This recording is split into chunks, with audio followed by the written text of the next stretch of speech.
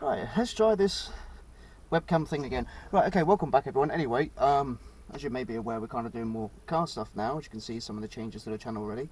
It just seemed to be a sensible kind of route to take, considering I'm doing more car stuff than anything else. I've just got back from work, and I think the thing is, we're going to finally get to change the wheel over. I don't know how many attempts this has been to get this on the car. I keep messing up, whether it's having the wrong bosket, which was the main thing. I gave Ben the wrong one. I gave him that one instead of this one, which doesn't fit my car, so that failed. And then I did something else. What did I do? What did I forget? I don't know, I forgot something. But we're going to change the steering wheel over finally. I've been at work for 9 hours. Yeah, I still want to get this done, so we're going to just try and do something, because I need something done to the car. I'm also going to size up the throttle body, because currently we have an induction kit on there, and we definitely got a vacuum issue somewhere, and I don't know what's quite causing it. But if I reduce all the piping and everything from the original airbox hosing to where the induction kit or the air filter is currently sitting, it might solve our issue. Probably not, but it's worth a try. So we're just going to kind of trial that and see if that makes things any better. Probably not, but we'll find out. So I'm trying to do it now, otherwise if I sit down after work I won't get anything done.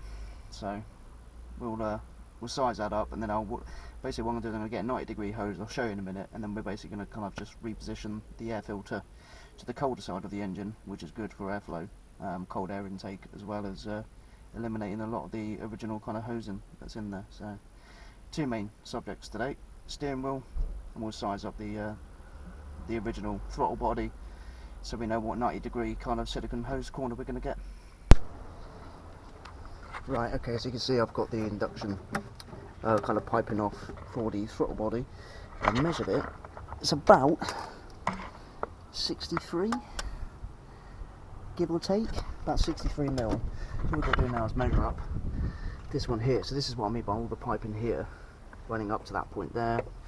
There's so much kind of restrictions, and if this has got a hole or crack in somewhere, this could be causing, it's not very neat, it's not very perfect, but this could be causing the induction issue and therefore the poor idling. So if we can figure that out, we can get this back on now, because all I have is turbo hoses from the old Focus ST, which are too big. So need to measure up this outer diameter so I can get that diameter reducer to there, and this is all coming out, the evap kit's coming out, so that'll pretty much just sit just here. That's the plan anyway. Right, so I've just taken the air filter off, and that's about 68, so it's only about 63 to 68. There's not much between them, to be honest. If only I could just put it straight there, right? But we can't. So that's what I need to order. Basically I'm going to have to order a 63 to 68 reducer, or 68 to 63 reducer, 90-degree corner. We can run that around then. I'm thinking I might actually be able to start taking all of this off now. It's pretty straightforward. The only thing we need to be careful of is this piping here, which bungs onto here. But I mean, technically I've got some extra silicone piping, so I could put a silicone pipe on the end with a screw through. It's not ideal, but it will do the trick for now until I get like just a little bung on the end there. And again, reducing all that evap may again help with the vacuum issue, of what we believe to be the vacuum issue as well. So if I'm feeling up for it, I might actually just get rid of all of this today anyway. We're starting to clean up the engine bay already. That bracket needs to come out there because we've relocated the washer bottle, so I think that's the plan. I'm just going to tighten that back up, and we will get around to the steering wheel today. Definitely, 100%, I promise. Right, so that's that all sealed back up.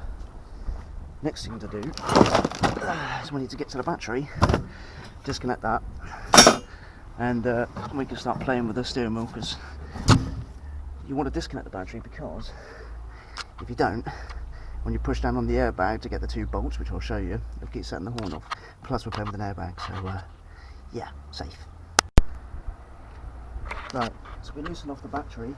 What I'm doing now, basically just going to grab a rag. So once we've disconnected the battery, we can basically try and do a one-hand here, but just protect the terminal from actually touching anything else. So the last thing we want is for it to ground itself and then start setting things off. But they're here. Now the horn won't work, and if I show you the sides, you can see where the bolts are. You've got one on each side, so we have to push down on the horn in order to release that. So we've got to make sure we don't actually hit that button or hit the horn and set everything off. So I'll try and set you up somewhere where you can actually kind of see what I'm doing. I'm not too sure how easy that'll be. Let's find out.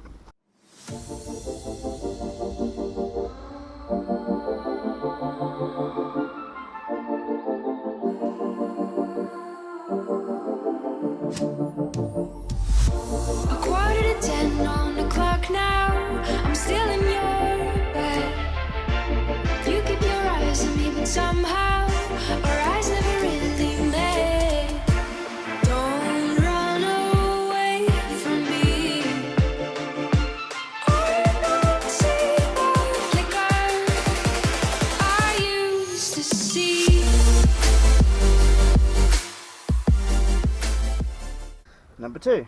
Right, so that now comes off, and because the airbag's disconnected, we're not going to cause any issues here.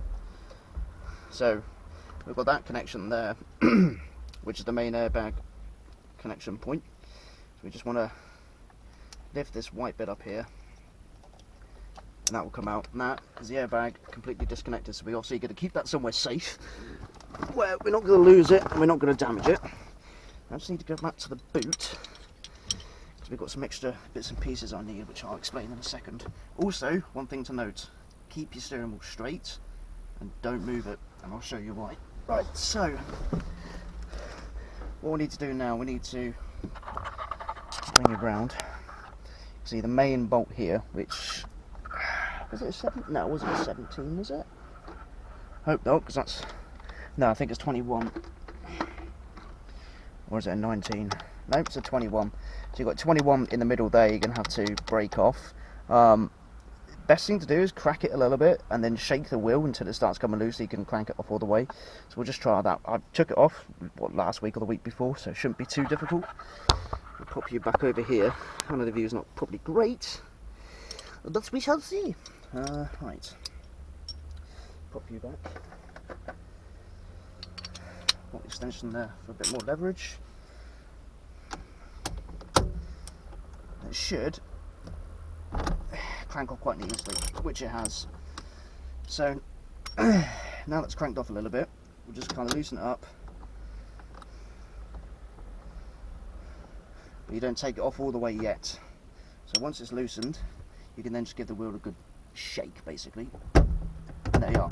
Now I know that's loose, making sure the wheel is definitely still straight. The reason being for keeping it straight is because once you've got to the stage where to put the new boss adapter on, basically, you want to make sure it's straight, so when you put the wheel on, you're not driving down the road with the wheel kind of like a quarter turn and you're straight. Yeah, I did do that once.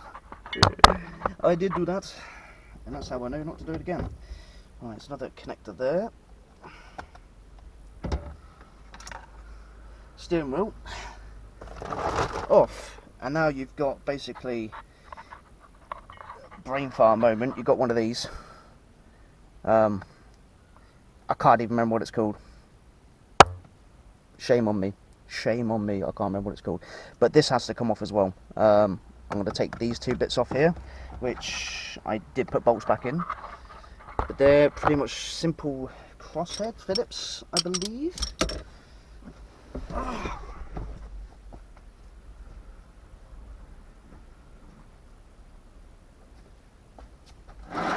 Last time I did this, I did use an electric screwdriver, but you don't need to, and I'm showing you that now by using just a standard screwdriver.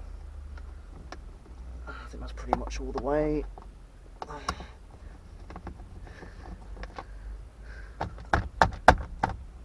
One out. He'll come out when he's ready. One down below. Oh, come on, Jay, find the hole.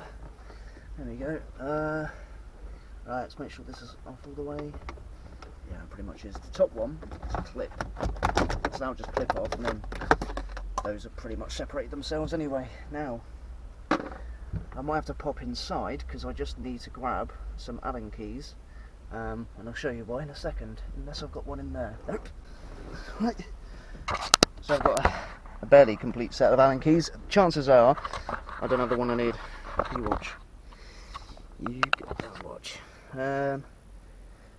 I'm guessing probably incorrectly. Survey says, booyah! Right, so we got the right one. So now we need to take 3 of these off.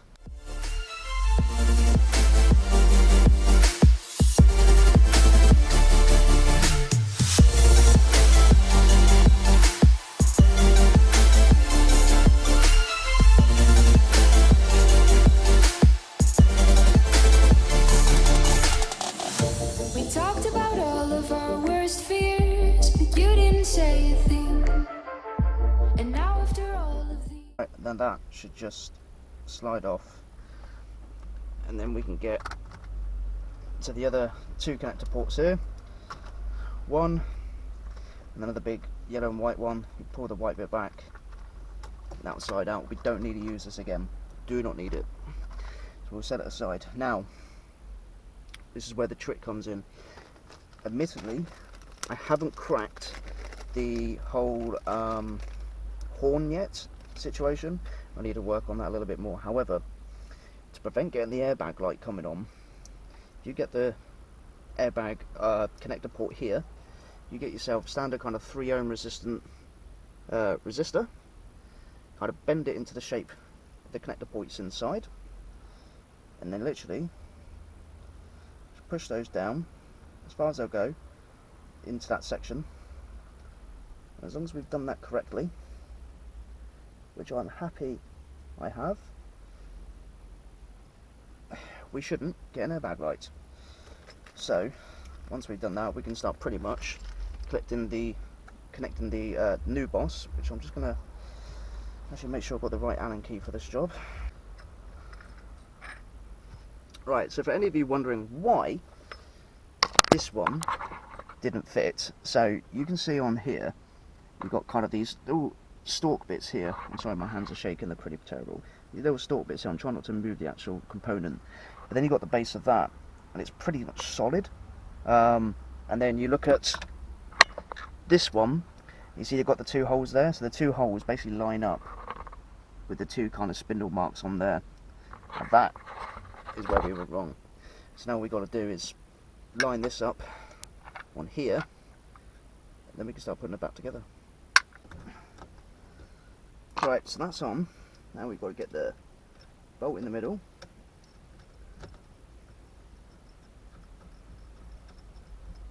Just get that tightened up a little bit. Don't worry too much about the gator, because we can basically push this back on in a second. So we're going to need our socket set again, definitely with extension. I'm going to put it on a tighty mode. I just kind of give it enough to start tightening up.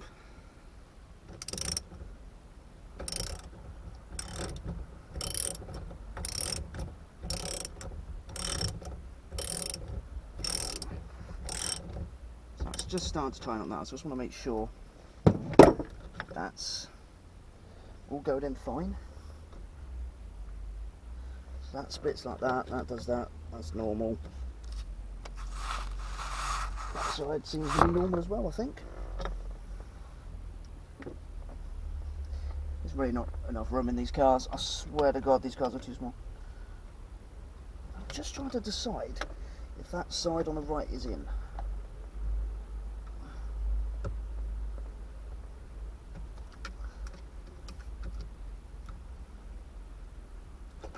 All those little divots are pretty much the indicator cancellation things. This is a pain in the arse. Let's just try it that way. It'd be easier to go on than it would be to get off. That, make sure that's tightened up.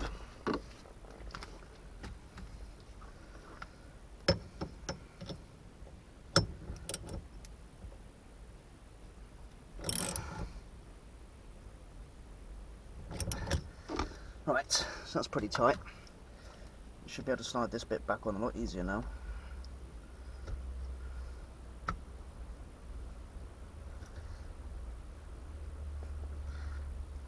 Like so. And that's most of it. Hard work done. Right. It's over 25 minutes of trying to line this up to the quick release actual wheel. I think we're finally there. I was going to tighten two of them up mainly. That's it. I'm confident. So we're going to tighten them all up. Right. Now, once we get the wheel, should ta-da! There we go. That took longer than it should have. I couldn't get it lined up because they got like little ball bearings and they match the holes. Like if you see the ball bearings inside there, you see the holes around here. You want to try and line it up perfectly so when it connects, it all connects nicely and the wheel's straight. So that's why you keep the wheel straight. But now that's all done, all we've got to do, well, remember this stalk's a bit further away, you've got to put the plastic bits back on, that's it, and tuck those away because we don't need those.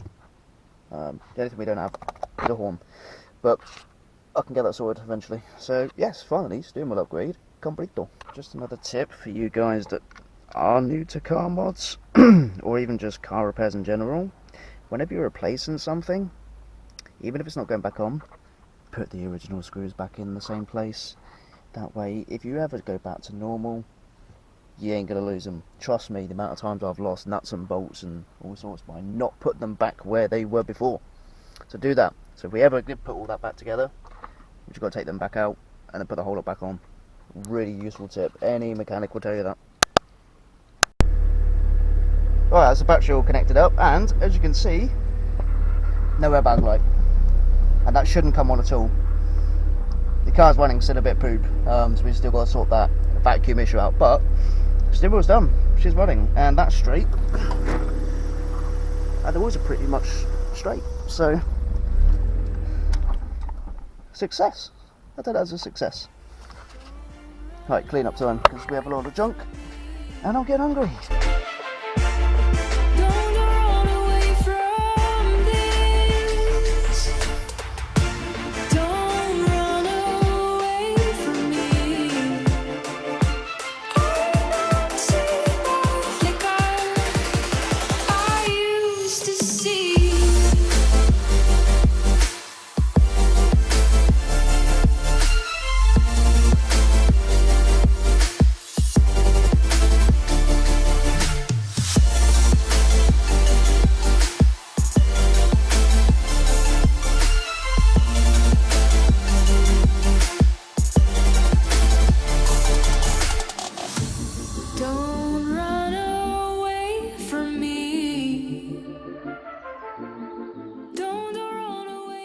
I hope you guys enjoyed watching the video. I did kind of ended it just as I normally do. I don't end videos properly. Out there, do my thing, get it all done, and then just kind of walk in and leave it as that. So I've just pretty much finished editing the video. I've just got to end the video, which is what I'm doing here. But yeah, it was just a simple upgrade. It was just one of those things I really wanted to get done for the past couple of months, and it's just not been...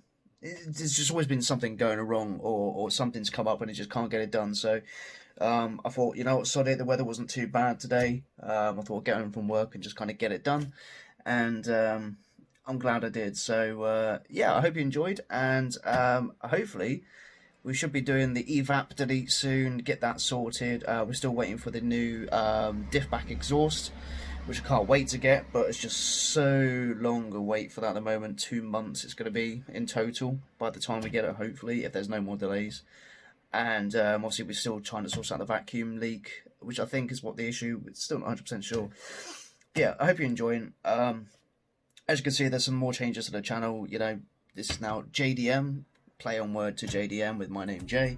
I hope you enjoyed, and as always, stay safe, be vigilant, and I will see you all on the next one. Cheers for watching, guys.